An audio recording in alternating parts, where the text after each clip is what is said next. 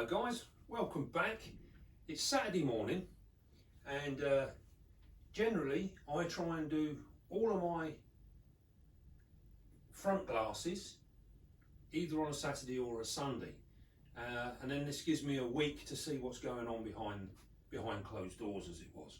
So what we're going to do today is we're going to run through there. We've got 3 rows of tanks here, 3 shelves, and I'm going to show you how I get through. I'm often asked, how do you keep them so clean, and you know, how much time does it take, and this, that and the other. So I figured what we do is I am going to show you now what I do on a Saturday morning. So we are literally going to run through these, give them all a clean, and then this will give us an idea of what's going on when we're not here to see it. So what we're going to do, first off, what I do is I open up all of my tanks. Put these here. So I open up all of my tanks. Now we've got a mixture of stuff on this middle shelf. Everything from avicularia, we've got Panama blondes, we've got Flamingo Chilus acacias, Huntsmans, Sabar blues, calciums, the feather-leg baboon, another feather leg, starburst baboon, and our big chevron female. So what we do now is we open all of these up. As you can see, everything is open.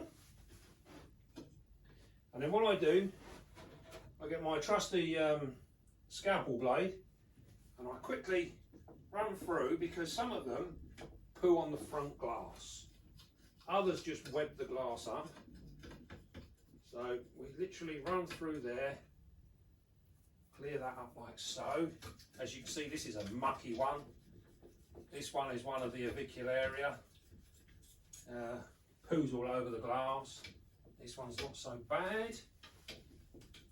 If you go through, there are another one, look, you can see she's done that all over the side. Another avicularia. Messy things, these avicularias. Go through, clean them all up. Nice and easy, that one's nice and clean. Here we go, another one there. This is the male Sabar blue. Our David Bowie is in there. You clean these through. Now then, that's that bit done. So what we've done now is we've gone through and we've scraped all of the excrement, the poo, off of the glass. So what we do now is we are literally just going to tiny little whack of water, the very smallest amount. I've got my trusty sprayer. There we go. Job done. And then what we do now is we have 2 bits of tissue, one for wiping off all the dirty stuff. Then I have a separate piece in my pocket which buffs the glass up, keeps it nice and clean. So then we literally go through now, clean off all the excrement. And as you can see, this doesn't take a huge amount of time. As you will have realised through some of my other videos, I'm very much into keeping things nice and simple, quick and easy. And the reason this is because I don't want to spend my whole weekend cleaning and mucking around. I'd rather spend my time enjoying my spiders and learning more about them and, you know, experiencing what they get up to. So we literally clean that up like so.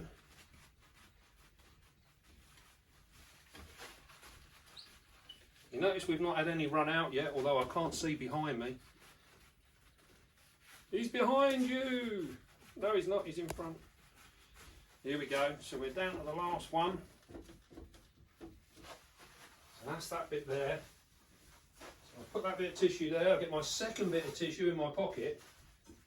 And this one, see, now we've come back to the beginning again, this is almost dry. So there we go.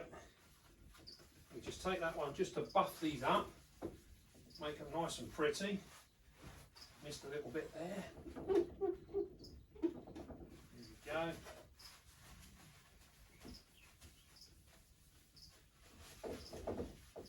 So just buffs them up, just keeps them nice and clean.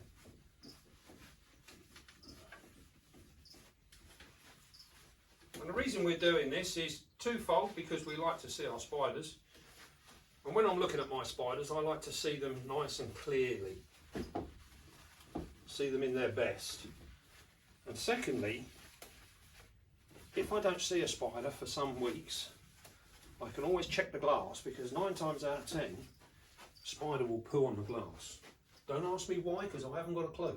But they generally poo all over the front glass. So this gives us a good indication that our spider is still alive and active.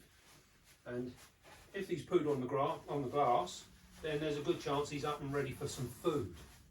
So what we do now, that's our glass is clean. You notice all our doors are still open. So what we're going to do now is we're going to quickly run through. I've got my sprayer.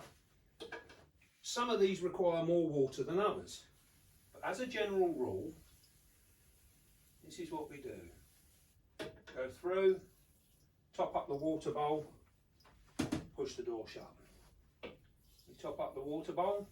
These 2 tanks here, these are mature male Singapore blues.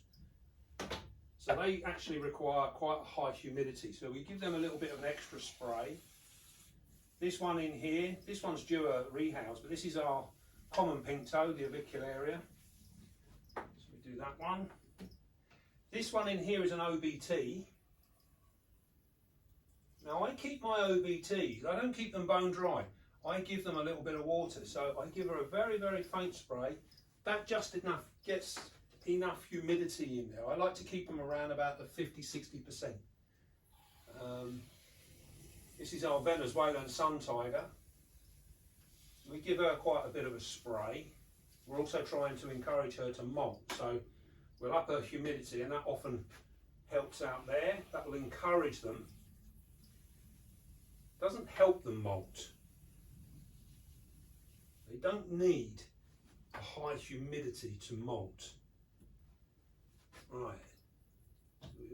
As we go, we're topping up our thing. Now, as we come in here, we've hit one of our Martinique pintos. And we've got plants growing in this one, so we give this a little extra. This is one of the ones that we've set up as a bioactive. So there's springtails and isopods in here, keep everything going. Because I use my own mulch that I collect, it's already got a whole host of little beasties within the mulch. And this will help with the bioactive system. So we give this a good spray. And we can go a little bit heavy on the water with these ones, because it will go down into the clay balls, and then it will come back up again as humidity. Panama blonde here, she's due a rehouse. So we just give her a little bit of a spray. You'll notice there's nothing too drastic here. We're not giving huge amounts of water. We are filling up all our water bowls though. Again, another bioactive system there. That's for our Flamingo Chilosaceae. We've got our David Bowie huntsman in here. These are a species that do enjoy quite a bit of humidity, and also this one is kept on a bioactive system. A nice bit of plant life in there as well. This is our male Sabar Blue. He's a mature male, and he likes quite a bit of humidity, so we can pump him up a little bit. And then we've got here, this is one of our female feather-leg baboons, again in a bioactive system, the Stromatopelma cauciatum. Now this female has just actually given us an egg sac. So we've taken it away and we've taken the babies, and that's going to be in a future video. You'll see that video very, very soon. So we've rehoused her into a bioactive system, and she's doing really, really well. She's looking really nice. So we close her up. This is another female cauciatum. and we're still waiting for this one to drop, which is quite an interesting fact that these two girls were mated actually on the same day. But this one hasn't dropped. This one already has given us a sack and it's hatched. So it just goes to show maybe this one hasn't taken and she's not going to drop, or maybe she's just taken her time about it. It doesn't always run clockwork like the care guides and the books will have you believe. Sometimes two spiders bred at the same time can drop months and months apart. And this is all part of learning what we're doing. This is our starburst baboon in here, the Heteroscoda maculata. She's a lovely, lovely big girl. And here we have our Trinidad chevron, the Samopaeus cambridgei. She's due an upgrade as well and a rehouse. And she does like quite high humidity. And here she comes. She's actually on her way out now. She's seen the water, and we can see her there. There she goes. As you can see, she's come out. She has a good little look around. She's a lovely big girl. We're hoping for a male to come to pair her up again. She's looking really, really good. So then, getting back to where we were. So what we do now is we've done all of these now. So that is that, closed. So we go back and we lock all of our doors, close them all up. That is that one shelf done. Now, I think that's taken roughly about 15 minutes to do that. If I wasn't talking to you guys, I would have done this in probably about 5 or 7 minutes, and it would have been a flash through, and that is it, job done. This gives me the rest of the day to enjoy the spider keeping. So what we're going to do now is we're going to run through quickly and we're going to do our bottom load, and it's exactly the same. These are all bioactive systems on the bottom. Now these are full of the larger spiders. So we go through and we clean up the glass again of any excrement. In this one here there's a very large female Tigran ocelli. In here we've got a lichin huntsman.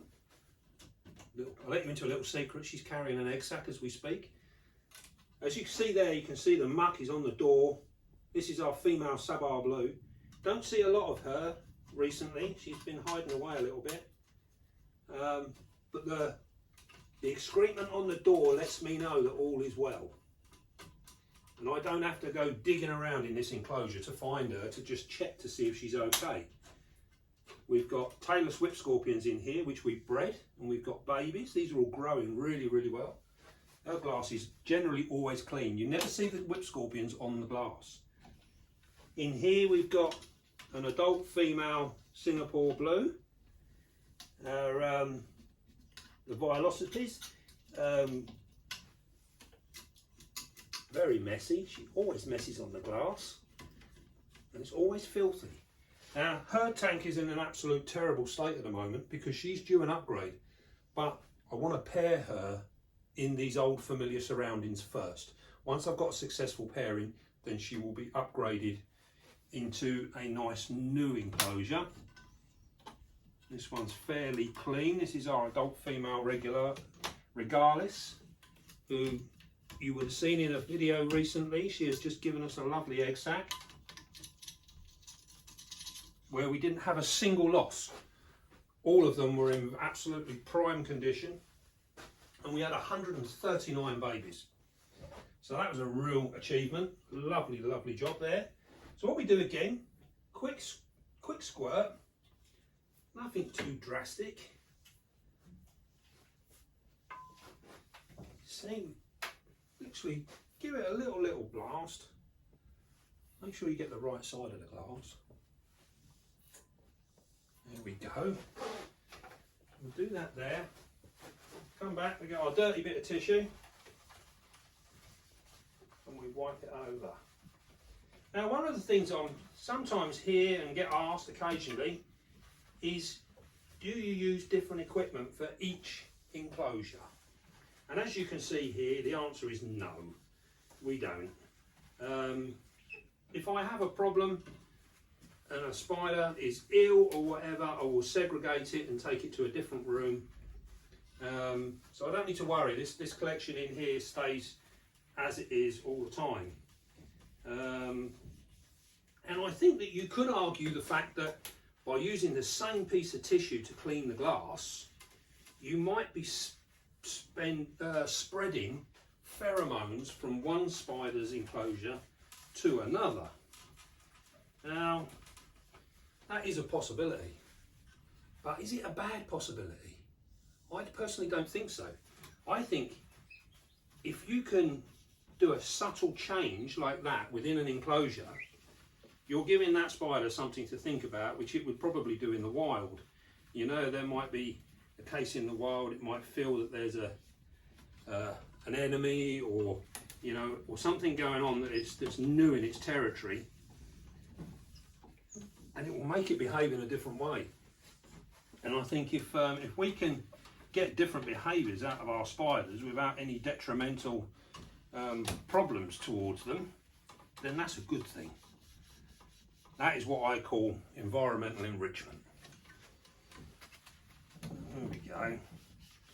Almost there. We've got our big ornata. You'll notice I'm not being too particular about this. We're quite heavy-handed, really. You know, a little bit of vibration, things like that, when you're doing your general day-to-day stuff is of no concern. It's not going to worry your spider. Different when we're breeding. When we're breeding, we're the opposite. We're very, very careful. We don't want too much disturbance. We don't want vibration and things like that. So, different things for different purposes. You can see here as well, it takes a little longer doing these because you've got double doors. You notice again though, we're not worrying about anybody running off. No one's going to come out. There we go.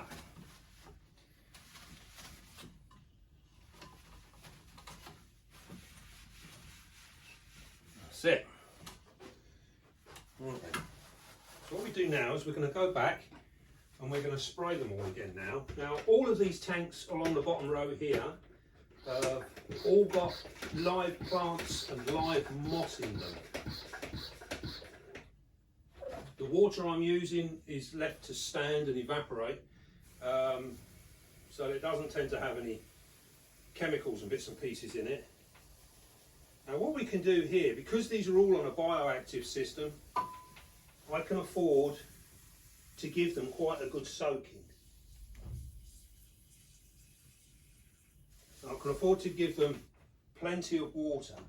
And this is because, one, we're on the bioactive system, and two, because we have full ventilation. So I'm encouraging evaporation within the tank, and this is what gives me my humidity. So if you look on this as more of it's just rained, you know, we've just had a rainstorm, everything's wet, but this will all dry out within the next hour or so. Because of the full ventilation, it will dry out. So I can afford to actually spray quite heavily.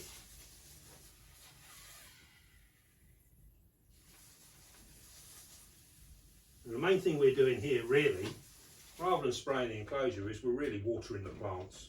That's what it's all about. We're keeping our moss nice and healthy. Now as regards to the watering of the plants and the moss, I tend to do it every 2 or 3 days.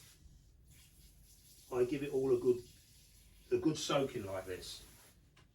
And like I say, I can get away with this because my tanks have got very, very good ventilation. If you're looking at plastic tubs and things like that, then you can't get away with what I'm doing now, this kind of watering, because it would just be too much. My water evaporates really fast in this room, which is a design. You know, this is what we want. This is how we want the system to be. because I keep my room at around about 80 degrees, it means that I can do this. And also when I want to breed spiders, sometimes I need to dry them out so they can rely on the room humidity, and the tank enclosure can have its own humidity, which will often be lower or the same sort of same humidity level as the room. And there we go. And that's that one done there. So what we're going to do now, I'm going to take you off the stand, and we're going to have a nice little close-up look now, so you can see how these enclosures are looking. You see this one is in desperate need of an upgrade, but as we were saying, this is our female Singapore blue, and she will eventually be in one looking like this. But I think it's important that we breed her in surroundings that she's confident and familiar with. Once we get a successful pairing, we can move her out. Some of them are very simple, some are very heavily planted like this one. And there you go. Now hopefully this would have given you a little bit of an idea as to how we do things in just our general maintenance and general care and looking after our spiders. And there we go. You see, she's gone back to bed now. Nothing to feed, nothing to eat. She's gone back to bed. We'll put this back in here. There we are. So I hope that what we've achieved here is we've given you a little insight as to what I do as a general basic. This is very, very basic maintenance. And the reason I can get away with the way I do things here is, one, because my room is a set environment. I maintain this room at a level which I need. And this allows me, along with many different factors, to keep my spiders the way I do. And this is why I say, if you're doing something and it works for you and your spiders are perfectly healthy, you have no reason to change. Stick with what you're doing if it works. If it's not working, then you need to look at it and think, right, how can I change this? How can I make it better? If you're losing spiders, slings and things, if they're dying, you need to change your outlook and see what you're doing wrong. And this is where hopefully videos like this will come useful, and you can pick little pieces out of this and make them work for you. I find with full ventilated enclosures and with a heated room, it gives me many, many options, and I can play around and do lots and lots of different things. Not everyone's lucky enough to have this kind of scenario. I am very, very lucky. But this is how I do things, and hopefully you can pick bits out of this and make it work for you. Well, I hope that was useful, and I think we'll try and do another video covering maybe a little bit more on the humidity side of things and some of the pros and cons of how we do stuff, and some of the pitfalls and mistakes that you can make regarding humidity. It's a very, let's say it's made to be very, very complicated. It is in fact very, very simple. You just need to understand the underlying issues with it, and then it becomes a very, very simple thing. But we'll run into that in another video. So then, I hope you enjoyed that, and I haven't rambled on for too long, and it just gives you a little insight as to what we get up to. All right then, now don't forget, be calm, be gentle, and love your spiders. I'll see you soon, guys.